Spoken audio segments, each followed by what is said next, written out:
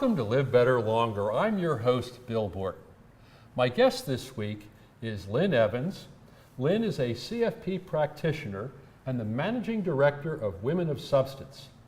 Lynn focuses on what she views as the financial knowledge gap of baby boomer women, where traditional stereotypes are being re-examined and exciting new opportunities await on the horizon. She's the author of Power of the Purse, Fear-Free Finances for Baby Boomer Women. Welcome, Lynn. Thanks, Bill. It's good to be here. It's about I've time. Been waiting a long time to have you on the show. You have indeed. Indeed. So I appreciate you coming down from upstate Pennsylvania to be on the show. Thank you. It's a pleasure to be here. So Lynn, you've been doing this a long time. What do you see as some of the most significant challenges baby boomer women are facing these days as they try to live better longer? Well, I think the primary one is what you just mentioned in the introduction. It's that financial literacy gap, that women are, generally baby boomer women, have been held accountable for virtually nothing as far as their finances all of their lives. Because when they started, if they had any money, which was a rare thing, because if we worked to make money to buy something. The concept of saving and investing was not anything in our world. Then all of a sudden, when we started working in a so-called career environment, and if we really followed a career, which most women only had two choices when I was young, you were either a teacher or a nurse. If either of those were the case, in neither situation did you have to worry about any kind of retirement plans, anything along those lines, because generally speaking, we would work for a certain number of years. The career path was pretty much fragmented. We worked for a couple years, we got married, we had babies, we stayed out of the workforce until the babies were a certain age, then we went back to the workforce. So part of that gap is that, unlike our male counterparts, that 10 to 15 year gap where we were at home either raising children or taking care of parents, we were not working. And we lost that, as you well know, the idea of compound interest. We lost all of that. So that by the time we got to the other end of the road and were ready to retire, we had significantly less in our retirement programs, however that's an inclusive term, than our male counterparts did. You probably didn't make a lot of money either, because again, you didn't have a career path. Yeah, right. Understood. So we had lesser wages compared to our male counterparts, and we had that gap where we were out either caretaking or raising children. So when we came back into the workforce, for a lot of us, we never really had that momentum that a lot of our male counterparts did. So therefore, we had to start all over again. So whatever years we would have had in seniority, had we worked, we lost. So we start all over again. So not only are we coming back into the workforce at a different time, but we're also losing our seniority and therefore our comparable wages. So the problem is we now get to the other end of the road, let's say we're 55, 60, and we're looking at retirement and saying, I can't do this. Where's the money going to come from? Well, there's a big difference between having a successful husband who loves you, yes, and who is going to take care of you through your retirement years, yes, as opposed to being widowed or divorced, or single, yes, yes, and never married, and that's a choice a lot of women made. So now they are in a position where the so-called feminist movement of the 70s has kind of worked not in their favor. Right. Because now they're looking at their retirement years and saying, I don't have what I need to have to retire. And even though it was generous as far as what kind of, especially state teachers' pensions programs, they still don't have enough to continue. So what they realized at that point was they never had any literacy about money, and they never had to do it. No one ever taught them about it. It was just assumed that some male person in their lives would take over for whatever they needed to know about the money. So when they're widowed, divorced, or single, they now reach an age where this is an extremely crucial decision, and they don't know where to start. Well, in the case of being widowed or divorced, the financial advisor, if there was one, was the husband's. Correct. And now he's no longer around, and so now what's the chance of you continuing to work with the former advisor? Well, 70% of women who are widowed or divorced do not go to their husband's financial advisor. Gee, wonder why. Well, I can't imagine Yeah. why. No. So given that, now they're out there looking for, who do I talk to? Who do I go to? And that can be such a daunting task for so many women. They do the same thing. They basically bury their heads in the sand and say, I'm not dealing with it. I just don't know where to go. I don't have any point of reference. So to me, that is the biggest problem most baby boomer women face, is the fact that they have to now come to terms with their financial illiteracy. So my goal is to try to get them past that and give them some kind of basic understanding of, how does money work? Where do you start? What do you do?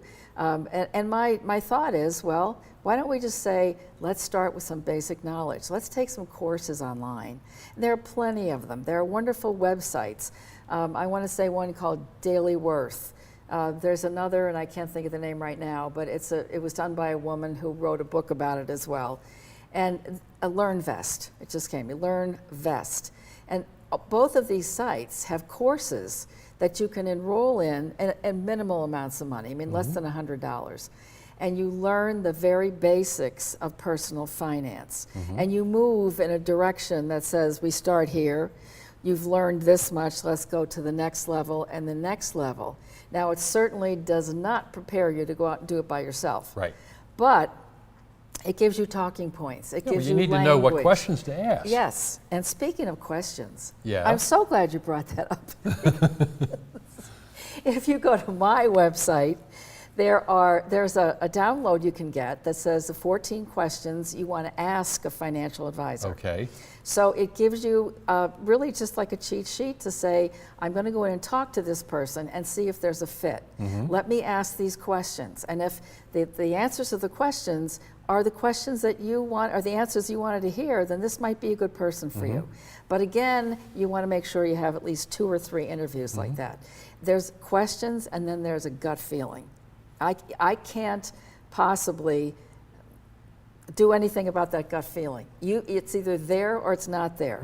So start with that, trust your feelings. Yeah. And then start asking those questions. Well, because trusting it your helps. heart or trusting your gut, probably more reliable than that thing above your neck. Probably. Yeah. Probably, but it's interesting to know the answers to some of those sure. questions. So Lynn, Yes. you know, you and I have known each other for quite some time, and in your own way, you're kind of trying to change a generation of women and help them change the way they think and behave, just like Right. I'm trying to with Live Better Longer.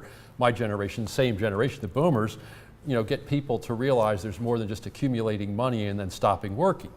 So Live Better Longer is a very holistic approach. Well, you take a very holistic approach with what you're doing too, don't you? Yes, I do. Gee, it's funny you asked that question. Yes. Really. My whole perspective on this is to say that when you get to retirement, it is not merely an economic event, which is the same thing that you're saying. Yeah. So I was listening to something that was fascinating to me today when I was driving here, that there are, I'm sure you must have heard the name of Edelman. Yeah, Rick Edelman, Yeah. yes. Well, Rick is coming out with a book, or just came out with a book, talking about the future of the next generation and how we, as advisors, have always talked to people about 65 is that arbitrary date when you retire, and you figure 30 years, 95. What he's saying is it's not that anymore, because it's probably going to be 120. We have to look at what we do in a completely different perspective. Sure. Because people are could possibly outlive their money if we talk about retirement only lasting for 20 or 30 years. All the surveys say that baby boomers' #1 fear is outliving their money. Yeah. And so, you know, I fully expect to be around when I'm 100. Oh, well, good. Livingto100.com, last time I did it, says 101. All right. So you're going to have to put up with me a long time, Lynn. So, Yeah, but there's nothing that says that I'll be there too. well, In any event, your point about the difference in how we approach this is that beyond the numbers, I think it's really important to take a look at what do you do with 7 days a week, 24 hours a day, 365 days a year. And it's got to be very much more than just, I just quit working and it's all leisure. It's not just leisure. No. We have to make up more than that. Well, now is the opportunity for you to do something you want to do, Yeah. as opposed to what you felt or you really had to do. Right. So Exactly. Sure. So you don't retire and stop. You go from one thing to something else, and there's nothing that says that's all you ever do either. Right. But again, you have to be able to fund all this. Yes. So this is why you have been spending so much of your time and effort on things like writing The Power of the Purse. Yes. And creating Women of Substance. Right. So Power of the Purse was really something that came out of a conversation I had with a coach who said to me, why don't you write a book? And I looked at her like, are you serious? Yeah. What do I have to write a book about? And when do I have time to do it? Well, yeah, that was the other obvious question. But then what she said to me is, you've been working with women for over 30 some years. What I want you to do is start with, put down 12 stories of women that you've worked with, just not necessarily with any focus. What were their stories? What are the things you remember about them? What brought them to you? What was the issue? So I did that. And what I found was, even though some overlapped, at least I was looking at about 5 to 6 chapters of a book on the theme of what brought those women to me in the first place. So once I started doing that and started developing how many pages, 8 to 10 pages, or traditionally a chapter, you got a beginning and you got an end. One of the most important things I wanted to do was make sure that the women who were reading this were getting something out of it. And it wasn't so academic that they put it down in 10 minutes. So every single chapter starts with a story of a woman who actually went through whatever the topic is. And if I had another one, I would end that chapter with another story. And some very simple action steps that each woman could take to get themselves a little further along on this knowledge gap and say, I learned something today. So that's kind of how that developed. Then Women of Substance, I sold the financial planning business that I had had for more than 35 years. And I carved out about 10 to 15 women that I really enjoyed working with, who had gone way beyond just being clients. They were friends. I was very much part of their lives. So I said, let us take those women and we'll create a new registered investment advisory firm. And I called it Women of Substance, which is the same name I chose for the publishing company of the book. So it just kind of tied it all in together there. Yeah. That's a beautiful story. Yeah. Very creative, creativity in action. So Women of Substance then is, in your way of thinking or viewing it, a way of creating an extension of yourself by kind of creating a template or a platform for other advisors, primarily all women, who could be around the corner or across the country. And so when women read your blog, listen to your podcast, watch you on Live Better Longer, and want to talk to you, maybe talking to you leads them to someone else who's one of the other women of substance. Yes. So that actually came out of the podcast that I had decided to do 2 years ago. I now have about 65 episodes for the podcast.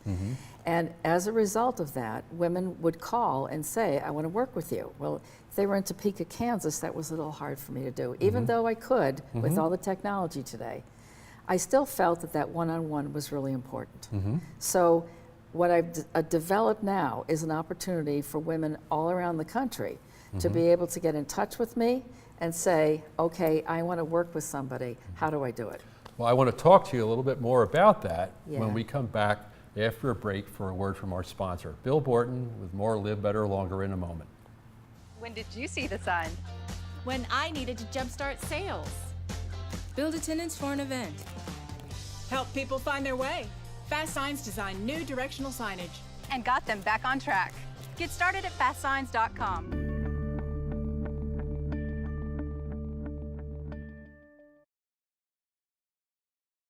I'm Casey Price, host of a brand new show on RVN TV called Justice for All. Tune in every Tuesday at 1 p.m.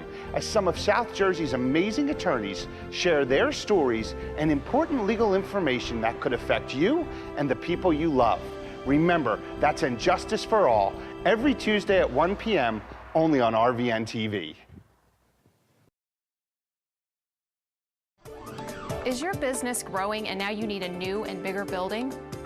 Has your organization outgrown their facility and now it's time to expand? Do your hobbies require the need for more space? If you're paying rent, but now you want the advantages of owning, the prospect of financing, construction, and on-time completion may seem out of your reach. General Steel Corporation has the answer.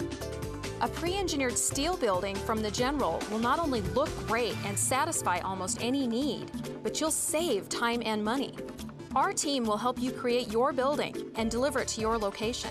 We offer design services to help you present your concept to board members, bankers, or for fundraising. And the General can even help with financing.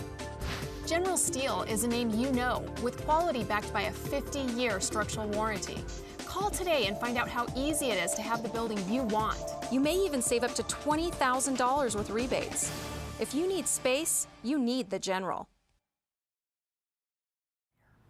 Welcome back to Live Better Longer. I'm Bill Borton here with Lynn Evans.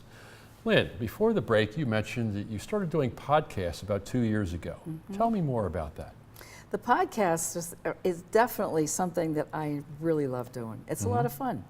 It's actually giving me an opportunity to get to know some women around the world, literally, that I would never have had an opportunity to meet personally, just simply because of logistics. So I have now about 65 episodes that are produced. There's a couple more that are in the works, so to speak, that have to get through production and then be released. But what I've found that initially when I started to do this, I saw it primarily as an opportunity for those women who were my guests to become clients. And the more I looked at that model of it, I just said, that doesn't make any sense.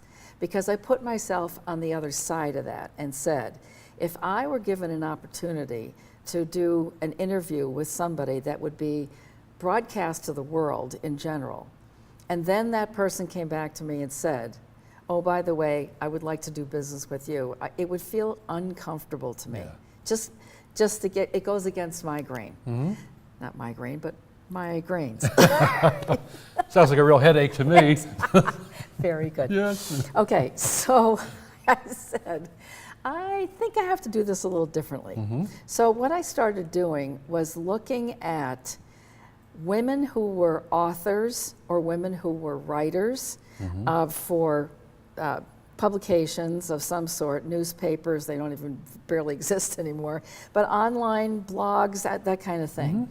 Who were women that were either women who've been through some of those issues that I had talked about in the book and came through quite nicely, thank you, or women who were really some specialists, maybe in a very general sense of things that were important to women of baby boomer age, and then some that were subspecialists. So to give you an example, I found when I was reading through AARP magazine, there were certain women who were listed as authors of some of these articles. So I've been working with a group of marketing assistants, and I said, how about if you approach this person and see if they would be interested in doing this? They actually, all of them said yes. They thought it was a wonderful idea. And one of the women actually did a series of 3. So they were all specialists in some things that women wanted to know about, like caretaking, like Medicare, like Social Security, when's the right time to take it, like what they call aging in place, and then people who had second careers, or women who had gone through some, what people would consider to be horrendous divorces, or widowed at an early age, and then how did they get through that, how did they survive? So those podcasts were just complete in and of themselves. And that's the way I've been moving it forward, that's the woman I'm looking for to be on the show. So I would also say, if anyone out there is listening, if you have been through something like this and you would like to be on the podcast, please get a hold of me. We'll talk about that later. But then the other point of the podcast was that it gives women another kind of a backdoor way to learn about personal finance without it being right in their faces. Sure, and it doesn't take long to be exposed to you through your podcasts, your blogs, and interviews like this to realize that you're somebody they probably should talk to. Well, I would hope so. Well, I would too. I would hope that's So, the case. so when somebody does reach out to you, Yes. what's that look like? What can they expect when they contact you? Well, first of all, what I'd like them to do is go through the website. So it would be Lynn S. S is my middle initial, S is in Sam, lynnsevans.com. There's a contact page there where they can fill out contact information and a little area where they can say, what do you need? What is it I can help you with? Right. Then either I will get back to them directly or one of my marketing people will get back and help them pick a time on a calendar that's online, a 15 or 20 minute time frame, just to talk to me for no cost. I just want to see if there's something I can do to help them. Right. If there is something I can do to help them, then I most probably would suggest that they get connected to someone that I've already vetted. I've already been through the process of knowing women advisors for women clients and how do they function. Are they people that sell a lot of products? If that's the case, I don't really want to send them to anybody, but I would like them to be somebody who really starts from the place of understanding what does this woman want and how can I help her. Well, that reminds me to tell our viewers that you are a fee-only registered investment advisor. That's correct. Correct? Yes. And Yeah. technically speaking, you're the only type of financial professional that can call yourself an advisor. Well, technically you're right, Yes. but that doesn't mean that there aren't people out there who do. Yeah, we know. We know Yes, that. so, yes. you don't sell anything other than your counsel to Right. people, Right. and you do manage money. We do manage money, and we manage the money in line with whatever that objective was that this woman said she needs to have. So in other words, I'm not looking for performance. I don't want to come back and say, hey, this last quarter we got you 15% return. Yeah, I beat the S&P. Yeah, well, who cares? I mean, that's way too much risk probably for this woman. But that's not how I judge my value to this woman on whether I beat the S&P 500 index. I want to judge my value to her based on how much I helped her achieve the goal. So if, let's say, the goal was to have X amount of dollars in 5 years, if we're moving towards that every year and it's a positive number, I think that's great value. It doesn't have to be 50%, it can be 5%, but we're getting there, we're moving towards the goal. Well, and at the end of the day, too, you reach a certain point in your life where you're going to be shifting from earned income to no longer accumulation, but to decumulation, or turning that nest egg into retirement income, Exactly. where it doesn't really matter how your assets are allocated anymore or what the rate of return is. It's more the return of your investment at that point. Yes. And how you can maximize your retirement income so you can enjoy those later years that may be many more plentiful than you realized. Yes, as we were talking before. Yes. People are still, most of the people in our age group are still believing when they do retirement calculations that people will normally live to 90 or 95. We're now learning with all of the technology and the advances in medicine and whatever, 100 is not unrealistic anymore. That's the fastest growing demographic. Exactly. So we have to rethink all that. Yeah, and you may find that your body may get to 100, but if your mind doesn't get there too, and I know you have some experience with this, then that creates a whole nother set of challenges. Right. So again, this is why Live Better Longer for me is body, mind, spirit, soul, finances, risk management. It's a holistic, all-inclusive type It of is. proposition. Yeah. I know you take the same view, which is one reason why I we do. get along so well. Exactly. Yes. Exactly. So in the time we have left, Yeah. Lynn, again, you've told people that they can reach you at lynnsevans.com. Right. Can they get the power of the purse there? Yeah, they can. There is a link there, and also you don't even have to go there. You can go right to Amazon.com. Amazon? Okay, that's great. Can you get it as an ebook if Yes, you want you it? can. All right. Yeah. So I would recommend that anybody who is interested, whether you're a woman or a man, read that. But definitely if you're a boomer woman, absolutely, don't delay. Yes. So what Thank else you. do you want us to know in the last few minutes? I just think that I'm just really heartened by the fact that so many women are actually stepping up to the table here on this and saying, I do understand. I have had so many women come to me with what we call gray divorce, women who've been married more than 30 years and all of a sudden find themselves in the middle of a divorce, or they initiate it. They say, I'm looking at the next 30, as we've talked about. I don't want to sit across from the breakfast table with this guy, all right? So let's just break it off now. All right, so those women are saying, hey, I need to do something about this, and I got to get smart, and I got to get smart fast. Yeah, you need to get a good lawyer, too. That too, that too. So I've been working much more in the last couple years with women who are going through divorces and women who are widowed. And I think that is really great to see how smart they're getting. Well, I know I've met a couple of those clients, and Yes. I know you add tremendous value. Thank you. Well, thank you. Well, Lynn, we have to wrap. This is the fastest half hour in TV, but it's been great to have you. I'm so glad you finally were able to make it on as my guest on Live Better Longer. Thanks, Bill. I really appreciate it. So, this is Bill Borton, Live Better Longer. I'll be back next Tuesday at 11 on RVN TV. Don't miss it. Thanks again.